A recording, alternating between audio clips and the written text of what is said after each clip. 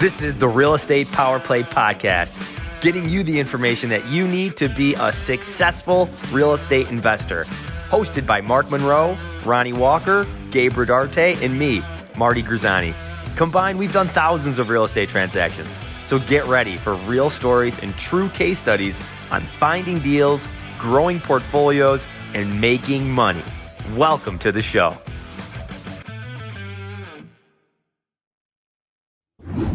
Gentlemen, welcome to Real Estate Power Play and the Internet. We're back. We're going to be talking today about going back to our jobs, right? Wholesaling being tough, being hard. We're gonna dig in with all four of us here, Mark, Gabe, John. We're going to dig into wholesaling. We're going to dig into the ins and outs of it. We're going to pull back the good, the bad, the ugly, the different business models, and we're going to give some strategies specifically for those to succeed today, rather than just taking what everybody's saying and being fooled by, this hype and this, hey, go all in and do this stuff and, oh, it's all easy. We're going to dig into some of that minutia. So guys, thanks for joining us. We got four of us today, so a little bit more than normal. How you guys doing? I'm doing great. Thank you so much, Ronnie. I appreciate it. Yeah, absolutely. So, this is going to be a great topic. Even besides wholesaling, even people jumping into other, if they're doing other strategies, getting into real estate investing, this would be great for them.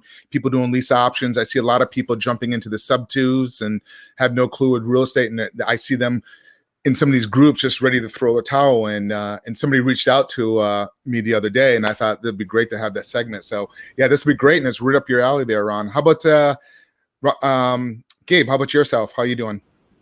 Doing great, guys. It is a fantastic Tuesday, and I like this topic. I like when you guys sent it over. I definitely get this, and it's crazy because you have a group of people that are. It seems like they are crushing it and getting everything knocked out, and doing all the stuff that they should be doing. And then you have a group of people that are like, I just don't. I can't get it. I need. There's got to be a secret sauce somewhere. So I'll be happy to talk into that and ask. I personally have some questions to ask Ronnie because I know that's his niche. Jono, what about yourself, man? Welcome back, bro. Yeah, thank you. I think this is one of those things that I really appreciate about this group and just being vulnerable, because it's not always easy. Sometimes you stumble into a deal and it just kind of falls in your lap, and it's easy to think, I hate my job. This came so easy and so natural. Man, I should do this full time. And baseball isn't always like that. So I'm excited to jump into it. Appreciate you having me. Well, I think to get us started, to jump in, I think there's a difference between simplicity and easy, right? I think the ability to communicate a concept in a simple way doesn't mean that the actual running a business is easy. So I guess to kick us off, what are some of the misconceptions when people get into real estate, right? What are some things on why, Gabe, I'm going to call you out, right? Like, why would someone leave this business that can just really allow us to accomplish a lot of our dreams, right? A lot of things we want in life. Why throw in the towel for that? Like, what causes that to happen? Man, this is so good. So I almost threw the towel in a couple times. All right. I don't know about you guys, but there's a couple times that I'm like, man, I've been grinding it out, made good money, did really well, and then went through a dry spell or spent money on something that I shouldn't have spent money on, or marketing didn't come through. And I'm like, okay. And I think that there's a thing where I have seen people personally, just seen people see this, what worked. This got me the past 4 deals. And man, it's not working right now. What's going on? Oh my gosh, this is what I know. And not understanding how to maybe invest back into themselves, into the skill set and mindset that got them there to begin with. So that's some of the stuff that I have seen. Maybe just one of them, and there's a whole slew of them, but that's just one of the things. Is that more along the lines of like, you get a few deals and then you lose that edge, you lose that hunger, you stop improving, and you just think, oh, it's going to always come because you have a little bit of success. Right. Yeah, I've definitely seen it. I was at a group last week, and the guy was saying he went through a 9-month drought And I'm like, oh my goodness. So the company's basically almost gone because it's 9 months out of the year. You're not really in business at that point, but something happened. Odds are it's probably a mindset thing. But something happened. And so we didn't get enough time, but I would love to spend time with them to kind of like reverse engineer. Like, look, man, you probably just need a couple tweaks, but pressure, family, life, car wreck, whatever, babies, what you name it. Life happens to all of us. And so we really don't know. It's like it's to each his own type deal. You got to run your race for what it works. And so, yeah, that's a little bit of what I've been seeing. John, I'd love for you to kind of dip into a little bit of your story. Because I know there was a time where you were like, oh my gosh, like I'm potentially out, right? And how you took, I jumped into this thinking I'm gonna take over and I'm gonna be, I'm gonna hit the moon, and then being, essentially jumped in the ring with Mike Tyson, and Mike Tyson knocked you out, and you're like, oh crap. Walk us through that journey and like how you went through that path and where you're at now, man. Yeah, I think that my personality is one that if I get focused on something, it's very easy for me to just jump all in and make plans and burn bridges and all those euphemisms that we use. But I essentially had the I'm going to call it the fortune of being slapped around by Mike Tyson, as you so eloquently put it. I need, and I tell people this when I go deep into the story, my journey over the last 4 years. I needed to do what Gary Keller calls hit a ceiling of achievement, and then knock down and then to try to break through it. So I feel like I've broken through the ceiling of achievement, but during that dip, even though if I'm doing my hand at just a small dip, I am still paying for some of the mistakes that we made. It was very expensive. We thought we did everything right because we hired a guru. We paid a ton of money that we didn't have, put it all on credit cards. And that was embarrassing. My credit got destroyed, but I wouldn't be on this call. I wouldn't be mixing it up with you fine gentlemen. I wouldn't have had the experience that I had over the last 2 or 3 years had it not been for that reset and staying with it in spite of the setbacks that I felt like, I had done. And as a man, as a husband, as a father, that hurt really bad to have to look at my family and say, man, I made a colossal mistake, but what do you do now? And I guess, and I guess, and I want to give Mark an opportunity here, but from that mistake, and I feel like we've talked quite a bit, but from that mistake, the opportunity for learning, I mean, you're at a place you would have never been without, even though there's still this stuff. It's like you said, it's kind of humiliating when you make this. And I have a point I want to get into later, but you wouldn't be who you are today and having the success and the level of achievement, like you said, breaking through that glass ceiling without taking a little bit of risk and then getting beat down. I mean, how many millionaires do we read about that filed bankruptcy 1, 2, 3 times, right? Yeah. That this happened. It's like, oh my gosh, I made this mistake. How many people have we heard that are like, yo, I lost $1 million, or yo, I lost blank, but now I'm here. Mark, unpack a little bit from your side, man. So my perspective is different. I got into this back in 1995. I started out so different than a lot of people, and I was going to ask a question to you guys afterwards on something, but mine started out like, I stayed at my regular 9-to-5 job, in that world, in that business. I started out in real estate banking. I was a loan officer for a company. We blew it up. And then I started doing deals on the side, a little by little, getting into it. And I kind of like, each strategy, I kind of became a bird dog, if you will, brought value to that investor. And that's how I learned the business over the years. So that's kind of, but back to what Gabe was saying, yes, there's times where, you're bombarded with deals coming in and then like it dries up, like, oh God, what do I do? That type of situation. So that's kind of where I'm at. But I've seen many stories like what John was just talking about, where people come in here or they are watching these videos on YouTube and people promoting their courses, which courses are great, but just beware that, be very cautious of just, my personal opinion, I don't think you quit your 9-to-5 job unless you have a year's worth of salary put away. I think you kind of go into it a little by little. What do you guys recommend? Like, somebody coming into this industry with no experience and they, take one of these courses and they start out, or what do you guys recommend on something like that? How about you, Ronnie?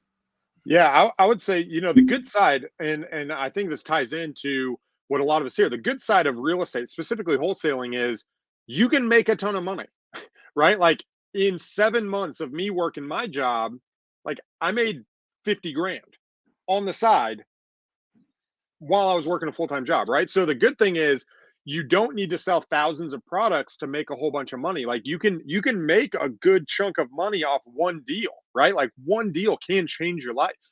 However, at the same time, the ease or the way you find that deal or the simplicity doesn't necessarily mean you're going to jump in to make it happen, right? There's other factors that lead to success, right? Like I was already in sales. I already knew how to talk to people. I was already in an industry where I'm used to trying to convince people. If you're coming from being like an admin somewhere and you're not used to talking to people, you're not used to engaging and networking and doing those things, you might not want to quit that job and jump into wholesaling or jump into real estate because you're not used to you're not used to talking and offering solutions. And so I think really on the good side of real estate is, yes, put some money away. Understand you can make a huge chunk of money on your first deal. It might be small, it might be big. And the reoccurring deals, take that money and put a nest egg aside, because that is the brilliance of one flip, one wholesale deal, one owner finance deal, whatever that looks like. One relationship in this business can literally explode your potential in a way you never thought of. And so I would say, man, that is why we all get in. That's the dream that we bought into. I watched a course, 7 years ago now or 8 years ago, and it was like, oh my gosh, I could become a millionaire, right? Like, and it turned on. But then the actual putting that into action is where stuff happens. Gabe, what about you, man? Bro, I was gonna ask you a question because I think for those who don't know, by the way, guys, if you have any comments or anything like that for a group, or you have any questions for us, just put them in the chat there, and we can see them right now for those who are watching live. Those who don't know, Ronnie, how long have you been doing the wholesaling part? Like specifically, almost 9 years, 8 years. Okay, so for those who don't know, out of all of us, Ronnie is probably the most aggressive wholesaler out of our group of guys that are investors and helping each other grow. Mark gets involved with a lot of other things and is doing some crazy stuff right now with other bigger properties. I do a bunch of other stuff, but I wouldn't necessarily call myself the wholesaler, right? Like we go to, for those who don't know, we go to Ronald Walker here as hey, look, dude, we got something, I'm wholesaling it, what is the strategy here that you would do on this type of deal, or well, what's going on here, what do you think? So Ronnie has the experience and he's scaled it to a tremendous size. All right, so that's your intro, bro. That's it. All right, so hopefully I can live up to it. Thank you. Yeah. So going into that, so because this is the topic, right, for today, is we're talking about this, right? And then just kind of like I wanted to as we're going, I'm like, you know what, we really should be asking you the questions because you get this, right? I'm out there at networking groups, and this is one of the conversations that came up at our event. The speakers on the panel, all of them were saying, I started off, so the main question was, what skill set do you have today that you're so glad you had that you didn't know you're learning 10, 20, 30 years ago? And every single one of them was like, when I was 15, I learned sales. When I was 18, I was doing door knocking for this company. I learned how to do sales in this other thing. I knew how to talk to people in this other stuff. And they all had to figure out how to transition that into real estate, into wholesaling and what they're doing. And really, if I'm not mistaken, wholesaling is two things, right? You have the marketing company, right? We have a machine, and that's wholesaling, is like you got this machine going as far as like how you're grabbing deals. But the actual real estate side, the wholesaling side, is you transferring paper, right? You're talking to the seller, you're doing some other stuff. Now, for those who don't know, that's pretty much wholesaling. If you don't know that you own two companies and you're trying to be a wholesaler, that might be the first place you want to look at, is going, okay, I need to think with two brains here. And this is how it's working, is that you have a marketing company and then you have the title work and all the other stuff. All right. So there you go. There's our intro. Now, that being said, Ronnie, we want to know from you, right? We're meeting these people. Mark meets these people. John's meeting these people. We're all meeting these folks that are going, look, man, I'm hitting some roadblocks. My head's banging against the wall. I'm trying to figure out how to make this work. What are you seeing going, and what would you say to the stuff where it's like, okay, here's the question. When you see that, what are the things that click to you in your mind? What clicks to Ronnie? Yeah. So wholesaling, just like you said, I wouldn't put it as this two companies. The way I would say is there's a primary focus that you should have, and that primary focus divulges into two forks. One is finding, and two is acquiring, right?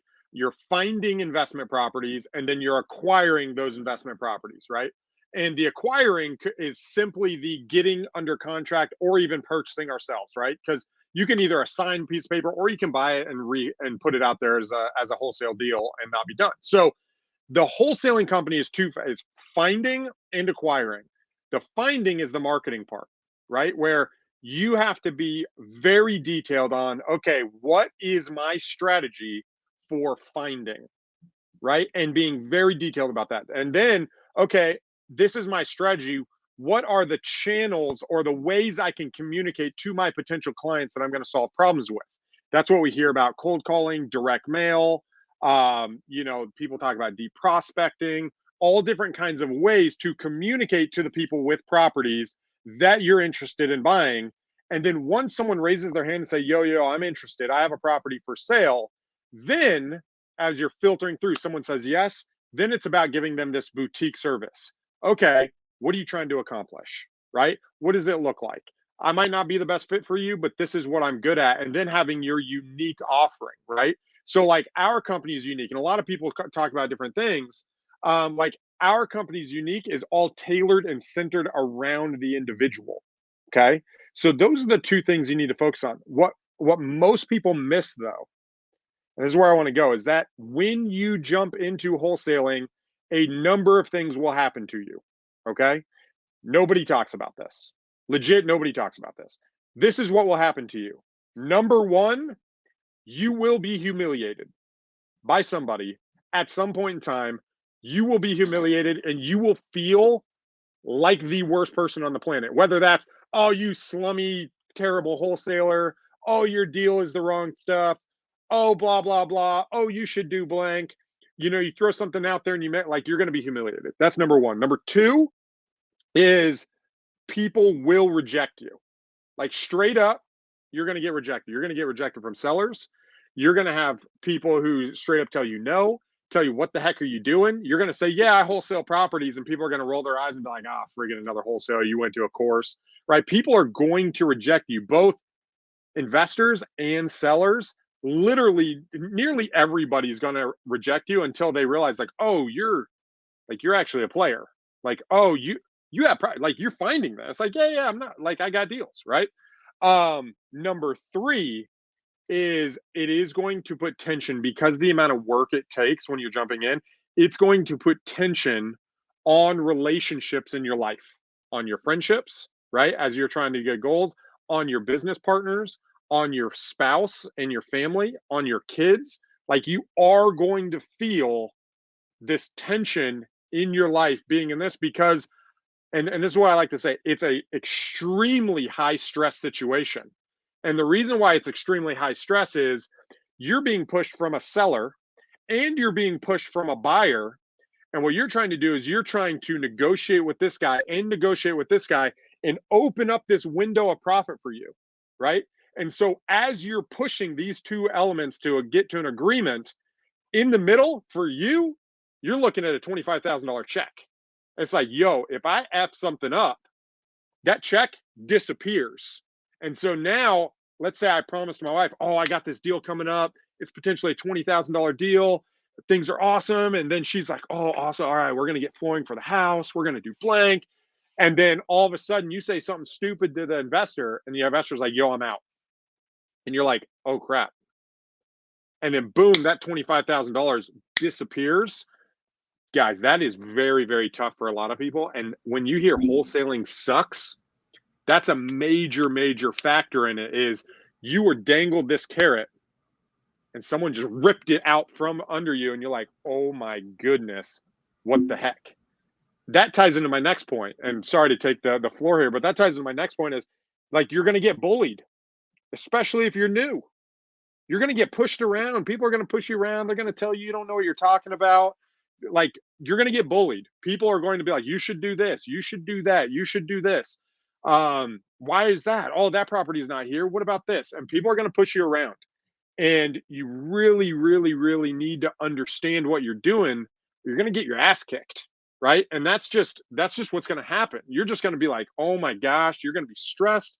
You're going to be freaking out. And to Mark's point, I love what you said about people reaching out to you, Mark, because they're going to be like, dude, this freaking sucks, right? Like, it just sucks. The other point, two more points I wrote down because I knew this question was going to come. You're going to go broke.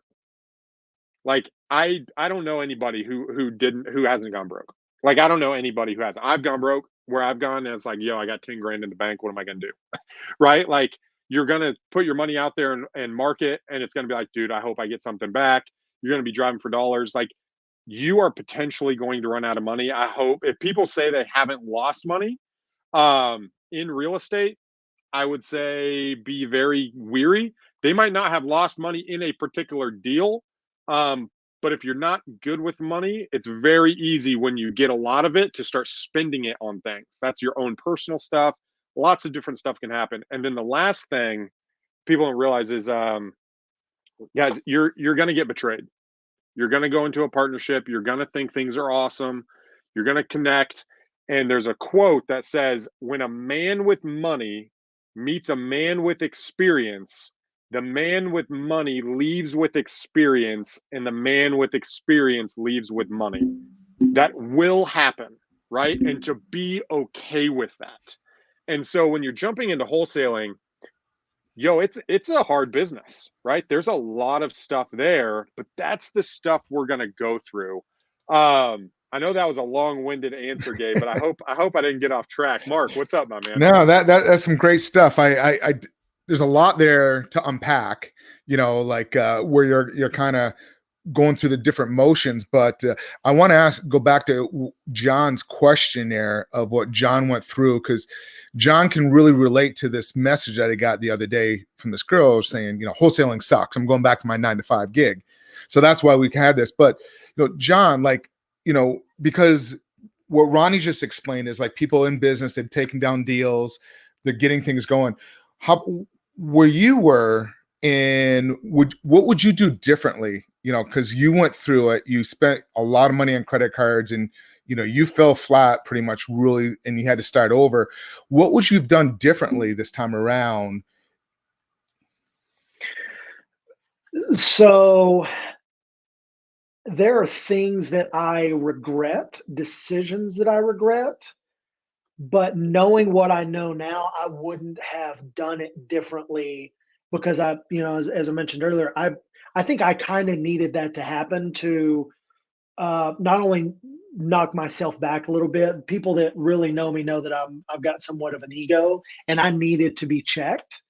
But like I said, like, it's led me here, and I almost feel like that's a superpower of mine to realize when I make mistakes, and I jokingly, but not really, probably screw it up more times than I get it right. But I have the ability to look outside myself and look at, okay, what did I learn from that? And I mean, I worked with Ronnie the most of last year, and I consider what I know about wholesaling that's true. Wholesaling, creative finance, flipping, I attribute to my relationship with Ronnie.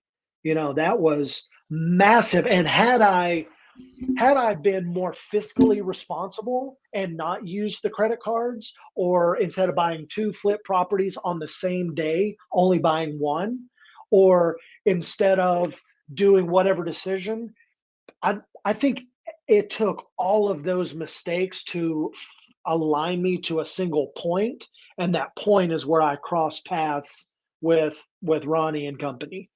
Um, but the other side of that is it kind of depends on who's asking the question. You know, I have no problems. Like Ronnie and I would get into screaming matches over the phone because I knew I was right and he knew he was right, but I felt safe in that time. I heard this the other day. I thought this was brilliant. Little kids throw temper tantrums because they feel safe. And Ronnie did such a great job of making me feel safe that I could just pull the filter off and we could jump in there. And I was the beneficiary of a fraction of the knowledge that he has.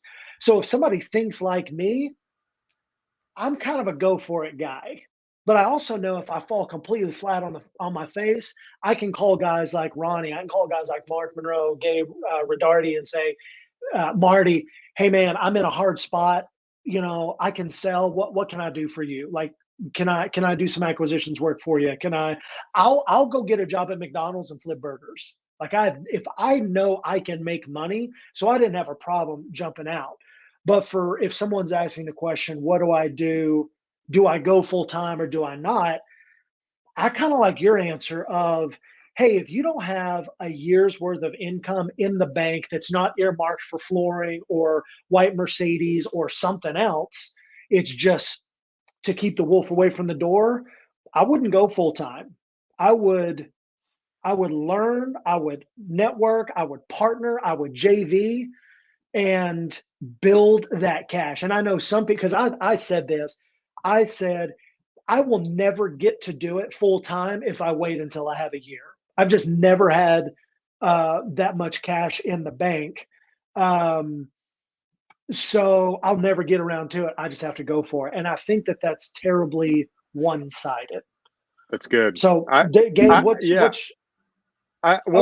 to add on to that. Yeah, I'd like to add on to that just briefly and Gabe, I want to jump into you is if you go from a full-time job to trying to do wholesaling full-time, the one thing that happens, people are like, oh, I'll have all my time to focus on it, but you won't know what to do, right? You will have all this time and you will waste it, right? So when I was at Chase, I was working at Chase as a private client banker. I was literally meeting people on my lunch break. I was putting bandit signs on the road after work. I was going to appointments at 8, 9, 10 o'clock at night. And I filled up my time so much that I was eating into my 9 to 5. I was taking lunch breaks and being late. And what happened was I expanded my time. And so it's like, dude, I need more time to do the crap I need to do. And then you can leave because now you can fill it up. You have a base to build from rather than, yo, let me just quit my job and try to figure it out. Well, now you have no income. You don't have a structured day. You don't know what to do. You don't know how to find properties. You don't know how to acquire them. You don't know anybody in the industry. You just don't know anything. And it's like, it's a recipe for disaster. Gabe, what do you have on top of that, man? Yeah, so that's a lot of my story. I remember doing, I don't know how many deals we had at this time. We might have had like 5 deals. This is, the beginning, whatever, a year, let's say the beginning year, towards the end of that first year, maybe month 10, 11, 12, I don't know. But I remember stepping outside while I was working and just going, I need more time.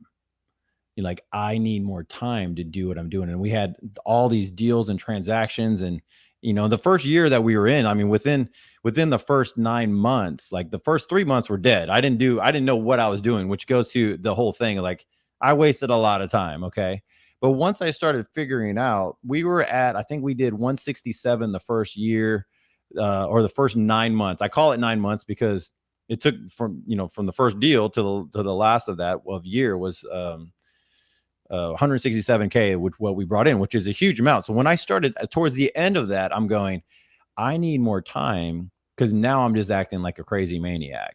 Okay, how do I do this? And I didn't want to hire, okay, because that wasn't normally like I saw everyone do that. I'm like, okay, I don't want to do that. I think I'll just grind it out. I came from a grinding world. That's what I was used to. So that's kind of how I pivoted into doing more wholesaling and stuff. I think that the topic was someone was saying, hey, I got to go back to my 95 grunt work. And I'm going, is it the grunt work of 95 or the grunt work of wholesaling? And I'm just going, in my mind, I'm going, that's really how your mind is going anyways with wholesaling. Like you don't really ever get to the point. Like the investors alone, like I was at a commercial, like this goes to wholesaling commercial, okay, to anything. The commercial group that I'm part of, the leader of the group is like, look, you do know that we're the bottom feeders of the commercial industry. Like we're looking for deals at 50%. Right? Like who looks for deals at 50%? Everybody likes it until you get into those deals and go, oh man, this is a rough area, or man, this is going to take a lot of work, or man, this thing, the whole roof to this is going to cost 15 grand to replace the roof, or 50,000 or 100,000 to replace the roof. And some of these things, this is an eyesore. And they, so you have to have that foresight of going, what is this going to look like when it's done? Right. So why I'm saying that is I think that what happens is we get out of the mindset of what we're really doing here, right?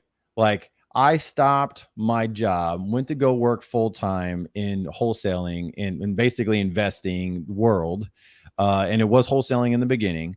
And because I ran out of time, and then I did the math and I go, I'm making more money doing this other stuff. I'm successful doing these other things. And if I could keep that going, I with my time that I know what to do already.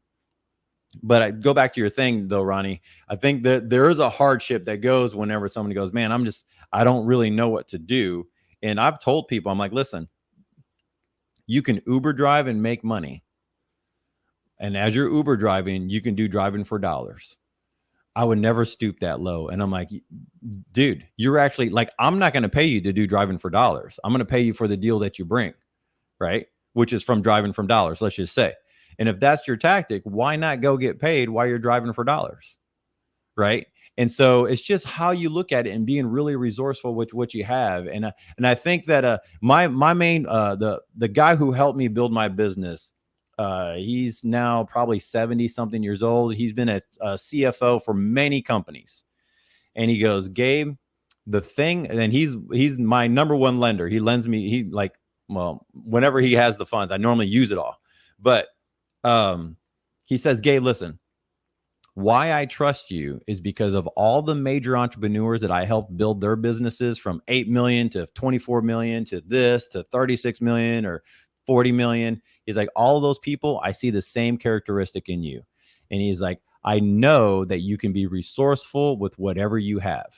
And resourcefulness, no matter what happens, you'll be successful in this world if you can be resourceful. So Tony Robbins says this, guys. He says, hey, look, there's not an issue of business or money. It's a resourceful issue. Do you know how to be resourceful with what you have? I want to jump in there. What Ronnie and John, what you guys were both saying a second ago, about doing what it takes. And even what Gabe was just saying, that's a great idea, by the way, Gabe, driving for dollars, working on Uber. I used a lot of those guys for bird dogs, the bring me deals, so they come in handy and I'll pay them a referral fee. But what Ronnie was saying about really, working, quite frankly, your ass off, your 9-to-5 job and doing stuff on the side. I have a JV right now that I'm working with. I mean, we got 14 deals we'll be closing on here literally we've taken down in 2 months. And this guy is still working his regular 60 hours a week. Yesterday, he left his job. His job ended at 5. Left his job, drove an hour, got a contract signed, had to turn around and go back to his other 9-to-5 employer for a 7 o'clock meeting. He didn't get home until 9 o'clock last night. I mean, this guy's just been busting his ass nonstop. He texts me on Sunday. He goes, hey, do you mind, I'm going to be taking a day off. I'm like, dude, you haven't taken a day off in like a couple months. Go spend it with your family. But I mean, but the numbers are working. He's like, I want to quit my job. I'm like, you're not there yet. Wait, but like you said, you just got to grind it out and do what it takes. But it's mindset, it's desire. If you're lazy and you just think it's easy, it's not easy. I mean, you got to work your butt off. I mean, to get there to this point. I mean, there's days, I mean, I'm working out every morning and I'm always constantly educating myself on different investors, different programs, different techniques, land development, whatever it is, motivation, marketing, you know, so many different ways that you always need to kind of keep growing yourself. Go ahead there, Ronnie. Yeah. And realizing that, especially now, the climate of our industry from an investor standpoint is becoming more and more saturated, right? More and more people want deals. So what is this word? Who rises to the top, right? Like when you ask yourself, okay, it's a saturated market. Okay, well, how am I going to get deals? Well, that's the wrong question. How can I be a major player today, right? And asking yourself, okay, don't focus on the trees, focus on the path through the trees, as Simon Sinek likes to say, right? So how can I be a major player today? Now that this is happening in the environment, what do I have to do to win? And I really like one of the guys I listen to a lot. He's got a formula where he says you have to outwork, you have to out improve, you have to out strategize, and you have to outlast your competition, right? And the people in the industry. So outlast, are you staying in the game longer, right? Are you out strategizing? Are you finding different and better ways to find the ways you make money, right? You might make money by seller direct like I do. I find the deals directly. I negotiate with sellers directly, right? So that means I got to do stuff. If I'm prideful of going out to certain houses or trying to get it over the phone or doing that, like I'm not going to get the deal, right?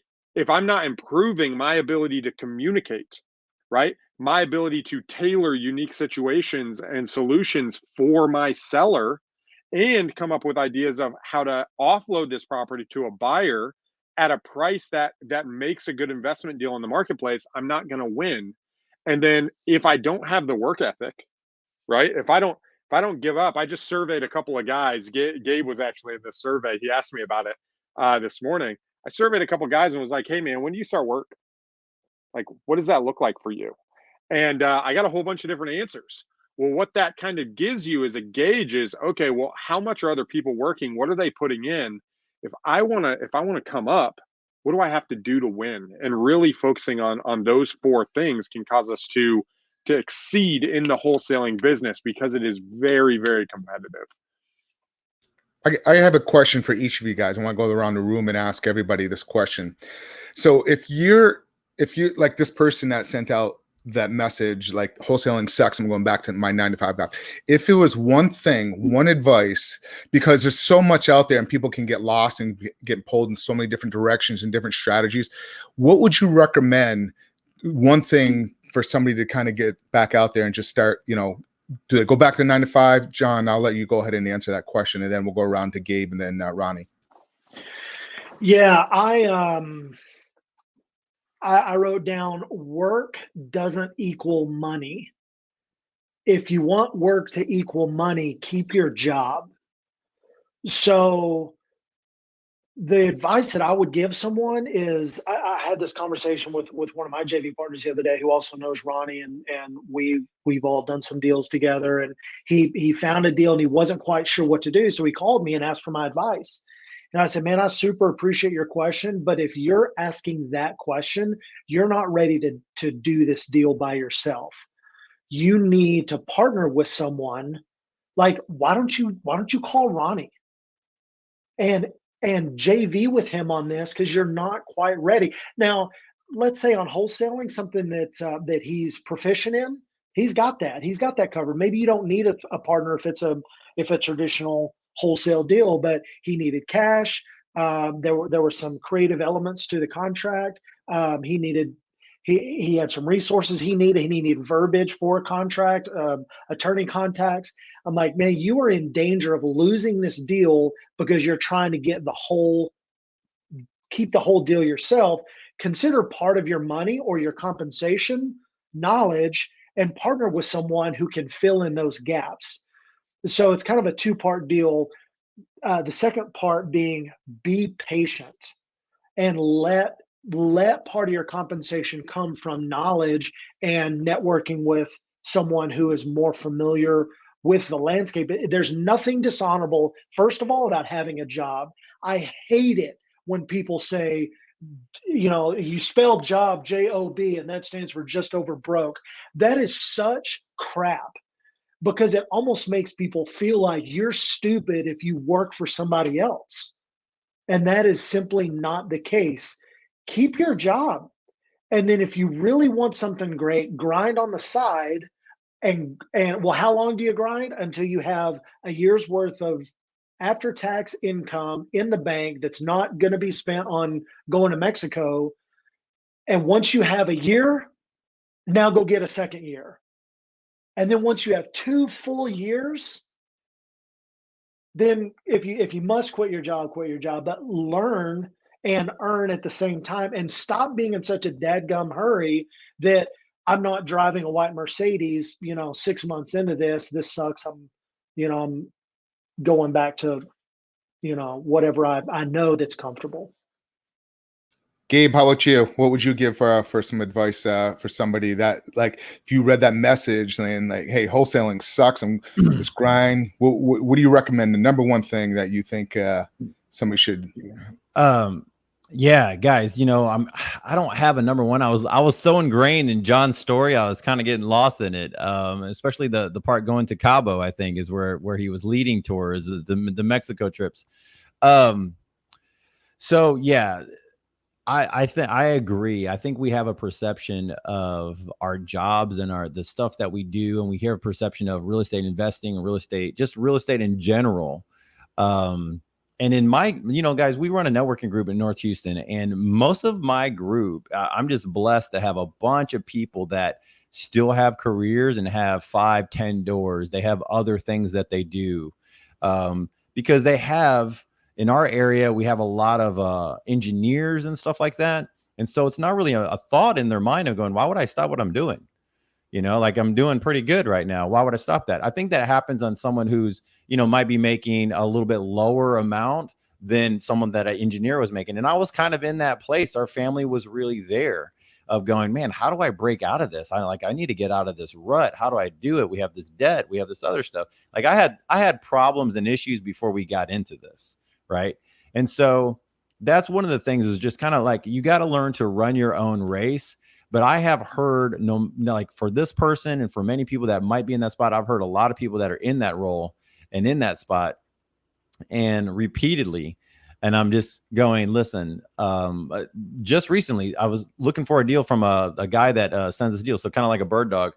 He's a wholesaler, and he said he had 6 deals. So I guess he'd be a wholesaler now, but he has 6 deals in the pipe. And he goes, I'm trying to make a decision when I need to scale and move up. And I was like, well, have you ever been at 6 deals before? And he's like, no, it's a lot of running around and stuff like that. And I'm trying to make a decision, do a hire, do these other things. And I'm like, can you do what you're doing right now and still be successful? Yes.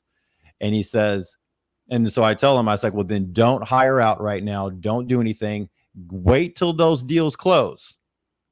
Get the money from the closings and start thinking about what you want to do. But don't go out and do all this crazy stuff until that money's in the bank. Because just like Ronnie said, someone can come in, backdoor you, all this type of stuff. That 25K split is now gone, right? And now you don't have anything to do with. Now you have this team and you're planning on all these other things. So that's kind of where I'm coming from, because I came from the place of going, we're going to have to freaking flip the switch because I need to make more money. This is what needs to happen. I see potential, and I believed in myself, and so that's kind of the deal where I'll leave off. Gabe, Manuel Campa asked, you give us some examples of being resourceful. You mentioned earlier being resourceful. Yeah. Do you mind jumping into that real quick? Yeah, totally. So resources is your time, your energy, and your money. Okay. Time, energy, and money. Those are the main resources that we have as individuals, is time, the energy, and the money, right? You can call it others. Like, for instance, if when I used to run a construction company, the tools, you have to put the tools in there. Like, okay, what kind of tools do you have, to be resourceful with what you have, right? Okay. So with time, energy, and money, that's all you have, right? How do you make something out of what you have? So if you have 3 hours a day, that's your time, right? But if you have 3 hours a day and you just had a crazy energy draining workload, like that's what you do for your job, you have to figure out how to pump some energy into those 3 hours to make the most out of it. So it's not just, okay, I got the time, now let me go to work. It's like how to be strategic with your time, right? When it comes to the money, how to make sure that your money is getting put to work to the best use, right? So we talk about like mentorship or coaching and training programs and all these different things that you can do. And then you're talking about, what about your CRM? What about the cold calling service or your text messaging service or whatever you want to do to get in front of the seller, right? Because that's really the deal. What about relationships, right? And the relationships you have. So you got to be resourceful with that, but you're putting your time into relationships, right? So you got to be strategic with that. One of the things that Ronnie did in the group that we were in before was, you guys remember the whole thing of like, hey, every day call 5 people that are just new contacts, right? That you want to do business with someone in the future. Like no one thinks about this stuff, guys, of going, you know what, today I just want to call 5 people that I don't know. So I'm part of, I've been watching this thing. I told you guys about this guy, and he says this is how to be resourceful. You go and you take the time you have, the relationship you have, and you find 5 people that believe in you, and you just nurture that. Don't spend a lot of time with that. The problem with wholesalers is they spend way too much time with people they already believe because they don't want to hear the flack or anything. Then you take 5 phone calls of your day and you find somebody that you want to build a relationship with. It's okay that they tell you no. And the reason why is it's going to take 5 to 7 times for them to see that you're persistent, that you're not just another fly-by-night guy or lady who's just going to, I get text messages from people saying, hey, I'm an intern. I go to college. I do this other stuff. Would you mind sharing with me your secrets of real estate investing? And I'm like, right away, I'm going, well, we don't really do stuff like that. If they were to contact me 5, 6, 7, 8 more times, I might go, well, who is this person? Like, is this a real person or is this a bot? Right? So that's kind of the thing that we don't do that John was talking about. Of like, you got to be consistent with your time, with your energy, with your money, and be resourceful with those things. And I just don't think that we look at them those ways because we haven't been taught and trained to do that type of stuff. We've been trained to just have, like, you go in, which we just talked about, like you go in, you clock in, you use the stuff, you clock out. Now, how do you use the stuff that you have readily available to you and put it into wholesaling, in this circumstance? So anyways, I don't know if that helped out, but that's how we look at it. And I bring it up to my team. Anytime there's a new project, I go, how much time, how much energy, and how much money is it going to take to make this project happen? And sometimes my projects are so big, they're like, you know what, Gabe, let's just focus on the stuff we have today. Nice.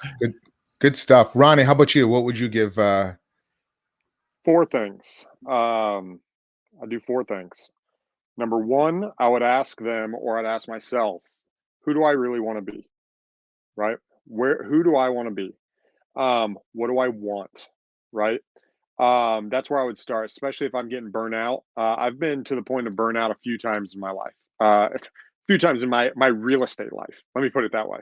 Where it's just like, oh my gosh. So 1, who do I want to be?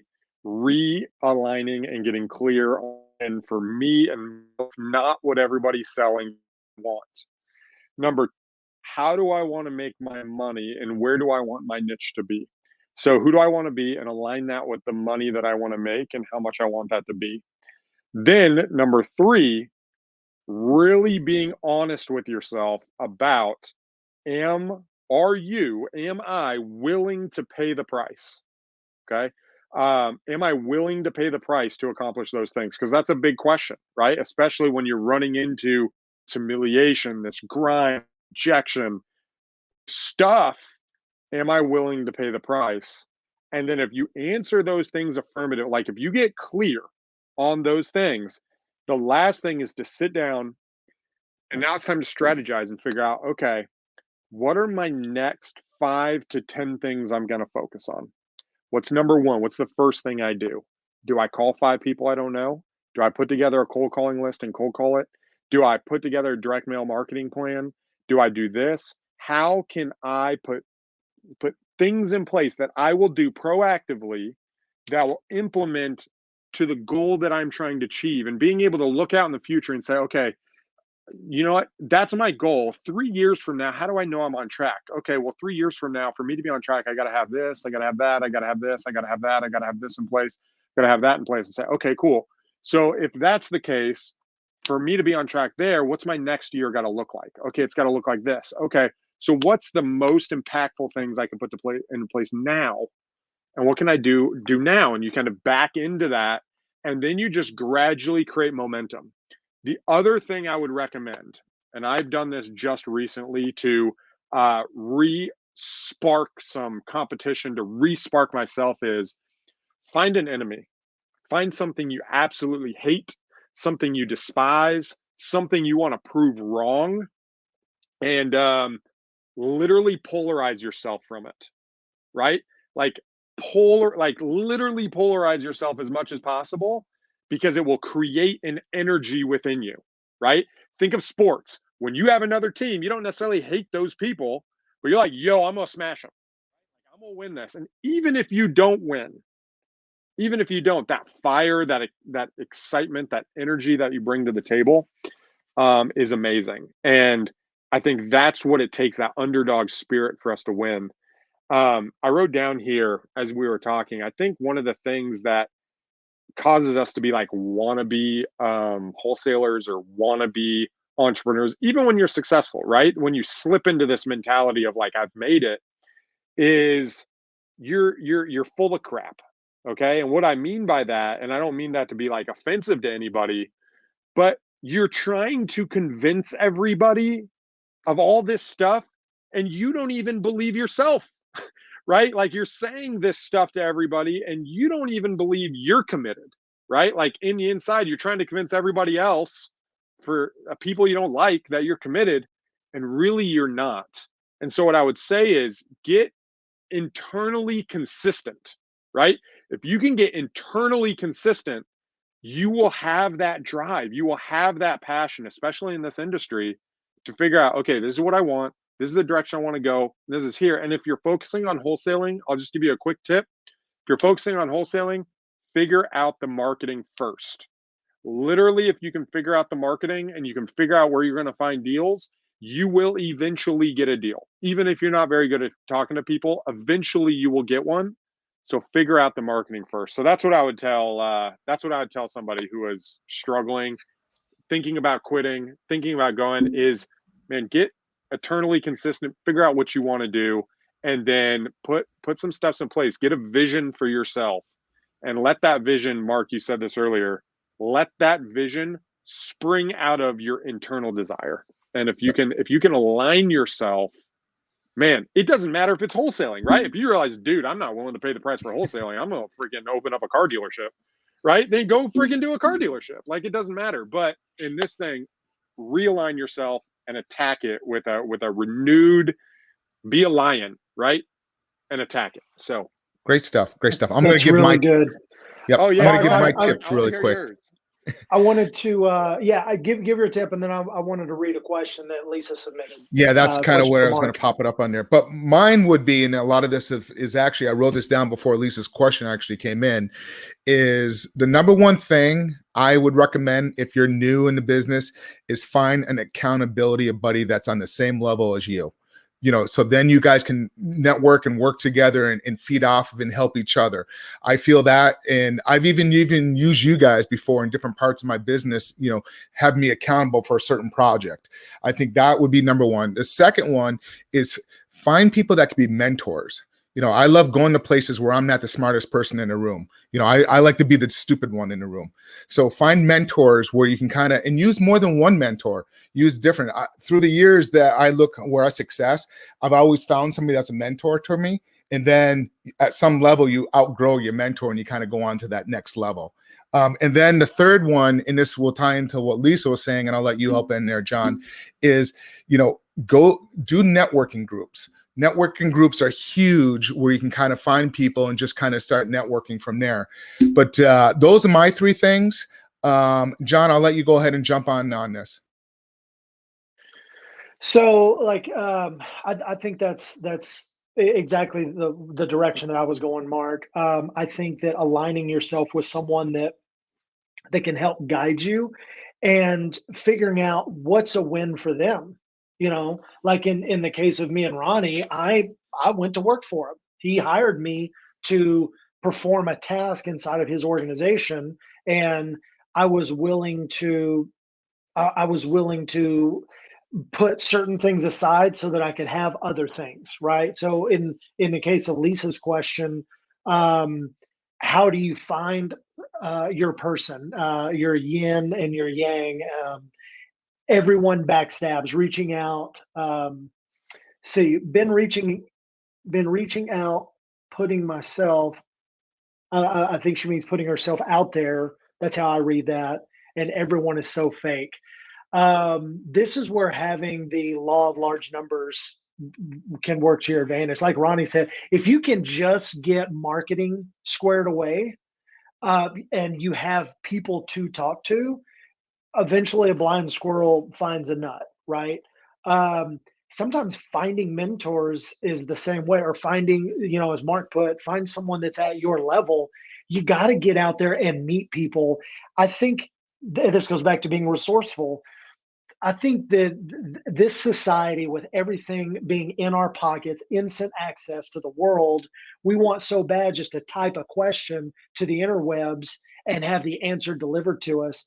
And sometimes it's just not that easy. If you need to know the conversion of how many square feet equals how many acres, that's something that you can Google. But you can't just Google, how do I put together a subject to deal and a wrap mortgage and expect it to be the top hit and it to be right and to give you all the answer. You got to get out and meet people. Go to networking groups, go to meetup.com and find networking groups and go to 100 of them. Go talk to 100 investors, and with the sole purpose of, I want to find the one. If I'm trying to find a life partner, a spouse, everyone would think it's silly if I said, I went and talked to 3 girls and I didn't like anyone. They were all fake. I guess I'm just not supposed to be married. Like, do you give up after 3? Right? Like, if it took talking to 1,000 girls to find the right one, is it worth it? Well, if you had to talk to 1,000 investors to find one that, from a chemistry perspective, jived with you and they knew enough to teach you something, well, would that be worth it? So don't be impatient. Allow the process to take time, and go out and just network and look for people, and you'll be surprised how you find them quicker than you think. Great question. Wow, this hour went by quickly. Yeah, it did. It did. Let's circle the room and do final thoughts on people who are either giving up or things you think were awesome from here. Mark, do you want to kick us off? Yeah, I think anybody that's watching this video, if you want to reach out to one of us in the group, we're always more than happy to kind of answer questions. I even send my calendar out. I'll jump on some phone calls. Like Lisa, if you want to chat a little bit, I'd be more than happy to jump on a call with you. John would be, Ronnie, anybody here, long as our schedule is working okay.